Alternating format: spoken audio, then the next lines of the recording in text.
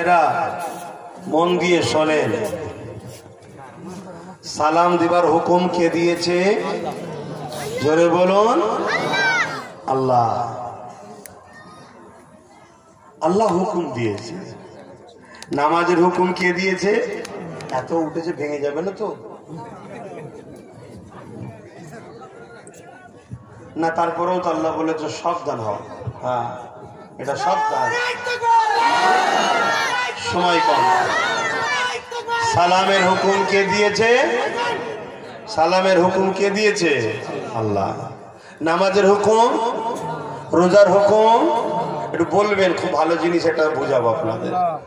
যাকাতের হুকুম, হজের হুকুম, আল্লাহ হুকুম দিয়েছে নামাজের। নামাজ পড়ে আল্লাহ? নামাজ পড়ে বলুন?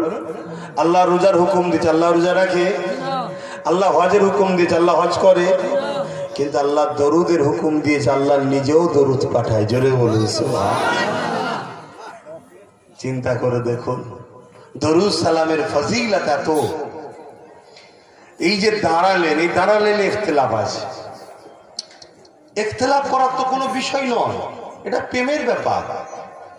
কিন্তু কেউ যদি আবার বলে যে দাঁড়াই নিয়ে কোমরে লাথি মারো আর মারো, এই অভদ্রতা কিন্তু ঠিক না। কেউ যদি বসে সালাম দেয়, সেটা তার ভক্তি, তার প্রেম, তার প্রেমটা ওই জায়গায় বেঁধে রয়ে গেছে। সে তার নবীর কাছে জবাব দেবে তুমি। কিন্তু তা বলে তোমাকে কোমরে লাথি মারো, তুলে দাও, এগুলো ইসলাম কিন্তু অপছন্দ করে। আমরা দাঁড়িয়ে সালাম দিই। কেন দাঁড়িয়ে সালাম দিই? আমরা দেখেছি সাহাবা হুজুররা নবীকে যখন সালাম দিতেন দাঁড়িয়ে দিতেন। জোরে বলুন সুবহানাল্লাহ। আমরা দেখেছি নামাজের থেকেও বড় জিনিস হলো নবীর আদব। জোরে বলুন সুবহানাল্লাহ। জোরে বলা যাবে না? আমার কথা কি আপনারা একমত হতে পারছেন না? নামাজের থেকেও বড় হলো কি? নবীর আদব। নবীর আদব, নবীকে আদব করা। তাই আমরা দেখেছি সাহাবা হুজুরদের আদবের স্টাইল ছিল আলাদা। সাহাবা হুজুরদের আদবের স্টাইলই ছিল আলাদা। আমার নবী পাকের এক সাহাবী ছিলেন, রোজ তিনার দায়িত্ব ছিল, যুবকরা শুনছো? হ্যাঁ, শোনো শোনো, এই পৃথিবী তোমাদের ঘরে আল্লাহ ও রসুলের দুশ্মন বানাবার চেষ্টা করছে। এই পৃথিবী তোমাদের ঘরে রসুল থেকে সরাবার প্ল্যান করছে।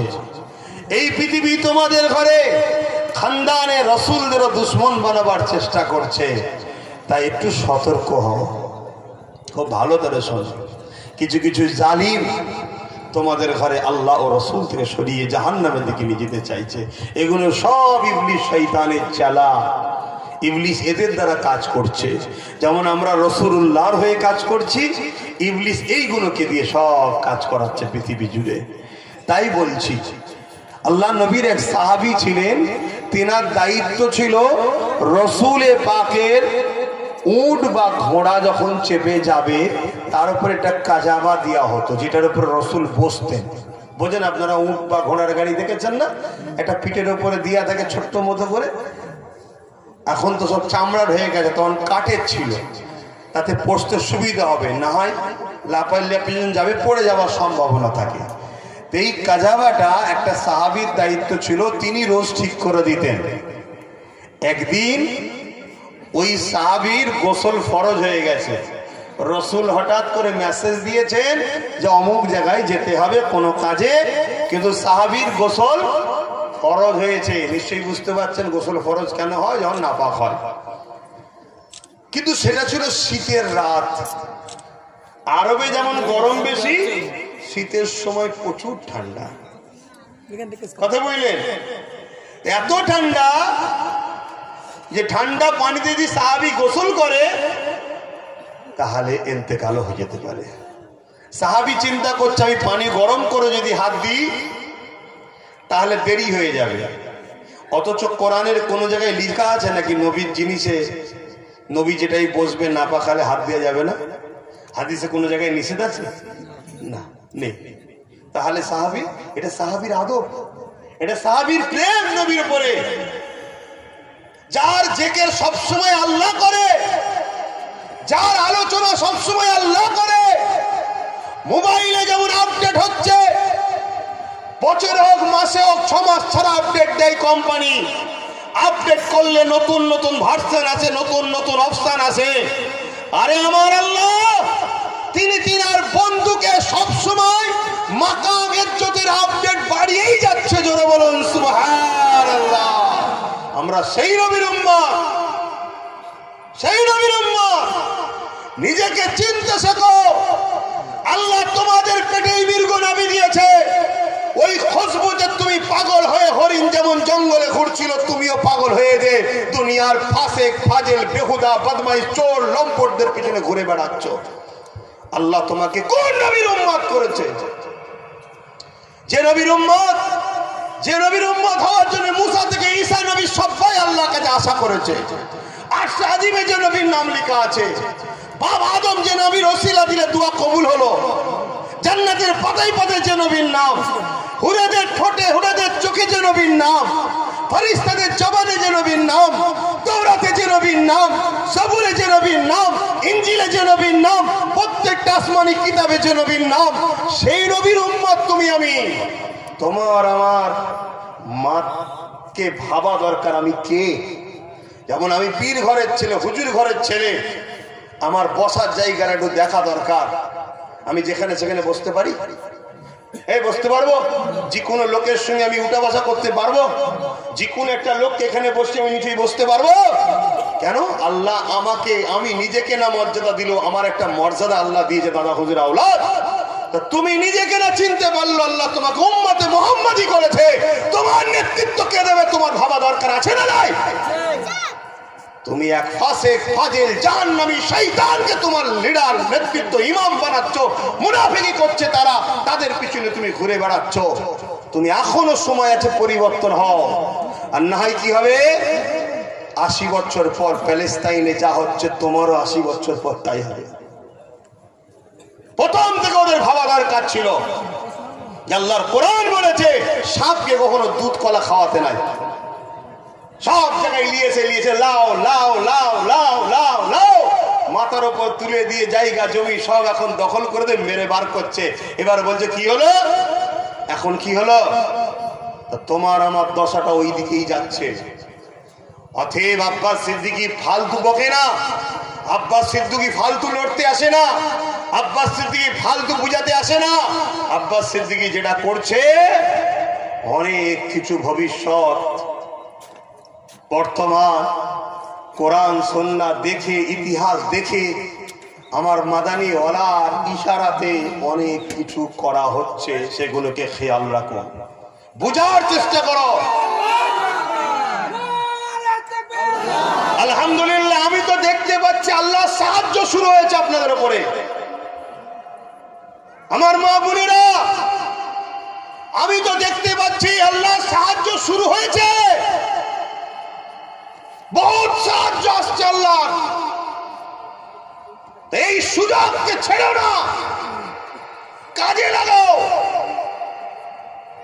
হকের পক্ষে, ন্যায়ের পক্ষে, দ্বীন ইসলামের পক্ষে, গরিবের পক্ষে, এতিমের পক্ষে, বিধবার পক্ষে, এমনকি নিজের দেশকে ভালোবেসে রাষ্ট্রের পক্ষে দাঁড়াও। এগুলো ইসলামের কাজ। উল্টো পাল্টা করো না আমার ভাইরা। তাহলে ভেবে দেখুন, আমার নবীর ওই যেটাই বসে নাপাক হালে ওইটা তো হাত দিতে সাহাবী চাইছে না, আমার নবী বসে। তাহলে আমরা সেই নবীকে একটু সালাম দেবো, একটু আদবের সাথে দেবো। এটা তো প্রেমের ব্যাপার। সাহাবীকে কে শিখিয়েছিল যে তুমি নাপাক হালে হাত দেবে না? ওটা তার প্রেম। তা আমরাও হাজার হাজার বছর ধরে দেখে আসছি, আহলে সুন্নাত ওয়াল জামাতের আকীদার মানুষরা একটু দাঁড়িয়ে দেয়, তাই আমরা দাঁড়িয়ে দিচ্ছি। কিন্তু কেউ বসে দিলে তার সঙ্গে ঝগড়া করবেন না। কেন? এটা প্রেমের ব্যাপার। তার প্রেম ওই জায়গাতে রয়েছে, সে ওই জায়গায় পড়ে আছে। আমার প্রেম দাঁড়ানো, আমি দাঁড়িয়েছি, এলিয়ে কিন্তু ঝগড়া করবেন না। আল্লাহ আমাদেরকে বুঝার তৌফিক দিক। বলুন আল্লাহুম্মা আমিন। ভাইয়ের আমার রসুলের পাককে আল্লাহ অনেক সম্মান দিয়েছে, অনেক মর্যাদা, তুলনা করে কখনো শেষ করা যাবে না। যে নবী পাক সাল্লাল্লাহু আলাইহি সাল্লাম যখন থুতু ফেলতে চাইতেন, সাহাবা হুজুররা সব হাত বাড়াতেন। কথা বললেন, তৎকালীন সময় রোম, কাইসার, এরা সব বড় বড় সুলতান ছিল। আজকে যেমন আমেরিকা আছে, ব্রিটেন আছে, তখন এরা সব বড় বড় পৃথিবীর শক্তি, তারা সব গোয়েন্দা পাঠাতো, দেখো তো মোহাম্মদ কি করে, ওর জন্য সবাই এত পাগল কেন। আজ মোহাম্মদ রসুলের গোলামের জন্য প্রচুর লোক পাগল আছে না নাই? তা আজকেও কিছু কিছু লোক পাঠায় যে ও কি করে, ওর জন্য সব এত পাগল কেন। আমরা সব দিই, তা ওর জন্য পাগল কেন? একটাই কারণে পাগল, আমি রসুলের গোলাম, তাই আমাকে ভালোবাসে। ঠিক না বেটি? বলো ভুল বলছি না ঠিক বলছি? বাস এইটাই, অন্য কিছু নেই, অন্য কিছু নেই। আমার রসুল পাকের কাছে তাদের সব গোয়েন্দা গুপ্তচররা এসে নিজের দেশের রাজাকে বলতো, শোনো, ইসলাম ও মুহাম্মাদের অনুসারীদেরকে মিটানো কখনো সম্ভব নয়। বলুন সুবহানাল্লাহ। কেন? তারা কি অনেক সংখ্যায় না সংখ্যা কম, অনেক অস্ত্র না অস্ত্রও নেই। তাহলে আরে তাদের মোহাম্মদ রসুল যখন থুতু ফেলতে যায়, তারা তখন হাত পাতে, যার হাতে থুতু পরে সে মুখে মেখে নেয় এবং কয়েকদিন তার শরীর থেকে খুশবু বেরোতে থাকে। জোরে বলুন সুবহানাল্লাহ। যুগ যুগ ধরে মিটাতে চেয়েছে আমাদের ঘরে, তারা মিটে গেছে আমাদের ঘরে। যারা মিটাতে চেয়েছিল আলহামদুলিল্লাহ আজও আমরা বেঁচে আছি। জোরে বলুন সুবহানাল্লাহ। রিসেন্ট যারা আমাদের ঘরে মিটাতে চাইছে, ইনশাল্লাহ ধৈর্য ধরো, খুব শিগগিরই এরাও মিটে যাবে। আল্লাহ করে আমরাই জিন্দা থাকবো। জোরে বলুন ইনশাআল্লাহ। আরো জোরে বলুন ইনশাআল্লাহ। হ্যাঁ, আল্লাহ মিটাবে, বিশ্বাস আছে না নাই? জালিম পৃথিবীতে কখনো মাথা তুলে চিরস্থায়ী থাকে না, মেটে। যদি ইসলাম জালিম হতো, মিটতো, থাকতে পারতো না, মিটে যেত। সব মিটে গেছে, আজও রয়ে গেছে। আসুন মোহাব্বতে সেই নবীকে সালাম জানিয়ে, নবী সালাম ইয়া রাসূল ইয়া হাবিব সালাম ইয়া নবী নামো ও পিয়া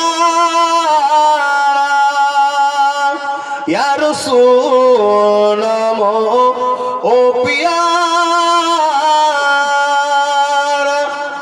अर्श पर हक ने पुकारा सज पैगंबर हमारा नबी सलाम या रसूल या हबीब सलाम।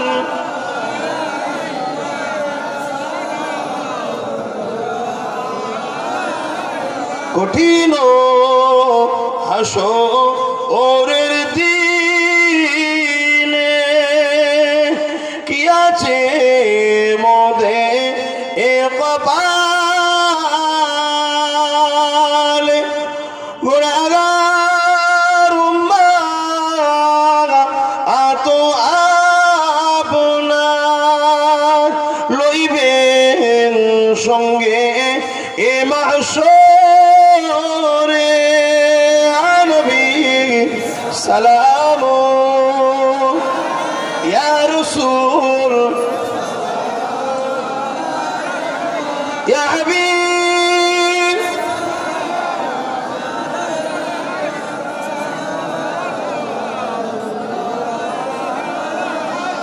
আমার আব্বা জানেরা, আম্মা জানেরা, ভাইয়েরা, বোনেরা, আমার কথায় কেউ কষ্ট পেচ্ছেন না তো? আমার আজকের ব্যবহার, আখলাক, কথাবার্তা দেখেও কষ্ট পেলেন না তো? দিন ইসলামের ব্যাপারে যা বলেছি কেউ কষ্ট পেলেও তো কিছু করার নেই। তবে মনে রাখবেন, আপনাদেরকে এখান থেকে আমি ভালোবাসি না, এখানে জিনাকে রেখেছি, এখান থেকে ভালোবাসি তিনার জন্যে, মোহাম্মদ রসুলের জন্য ভালোবাসি। সেই হিসাবে বলে দিয়ে গেলাম, সেই হিসাবে বলে দিয়ে গেলাম, হাতির দেখানো দাঁত আলাদা থাকে, চিবানো দাঁত আলাদা থাকে।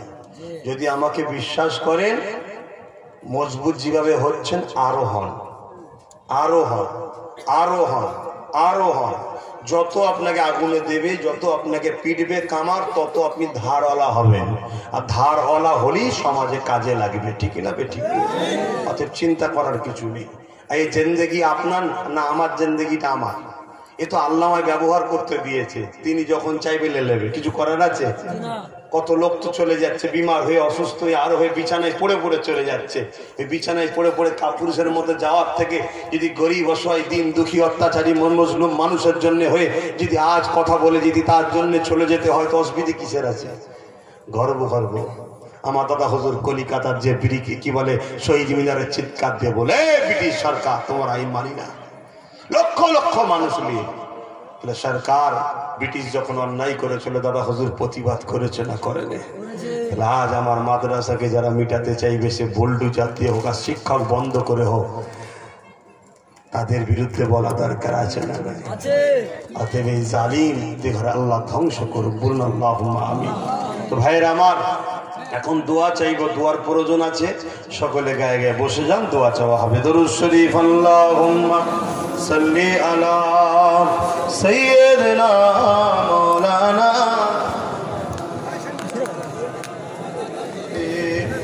সাইয়্যিদিনা